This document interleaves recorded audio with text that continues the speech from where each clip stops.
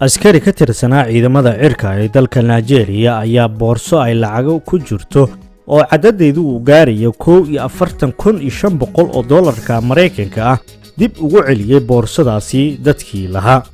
Bashir Umar waxa uu ka mid yahay ciidamada cirka ee dalka Nigeria waxaana ka mid ahaa saraakiishii loo daadgureeyay garoonka diyaaradaha ee ku yaala magaalada Kano waqooyiga dalkaasi Nigeria si uu amniga ay u sugaan. ciidamada cirka waxa ay sheegeen in askarigani uu roondo ka sameynayay gudaha garoonka xilli uu ku guda jiray hawshiisa shaqo, sidoo kalena uu helay boorsadani lacagaha ka buuxa oo goobtaasi taala.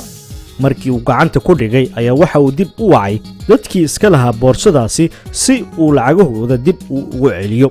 sidoo kale ciidamada cirka waxay raaciyeen in Bashir la siin doono abaalgud taa oo looga gol leeyahay in saraakiisha kale ay talaabada noocan oo kala ay qaadaan. sanadkii hore bishii Agost ayay ahayd markii saraakiisha garoonka diyaaradaha ee Lagos ay abaalmarin guddoonsiisay laba ka mid ah saraakiisha ciidamada halkaasi ku sugnaa kuwa oo iyaguna helay lacag far badan dibna ugu celiyay dad ganacsato ah oo ay ka luntay lacagtaasi.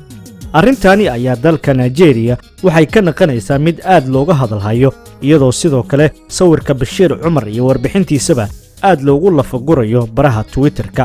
waxayna sheegeen dadka intooda badan in ay tahay hawl aad u wanaagsan qofka helay 41,500 oo dollarka Mareykanka ah dibna ugu celiyay qofkii lahaa. waxa ay taasi ku tusinaysaa iimaanka uu qofkaasi u leeyahay.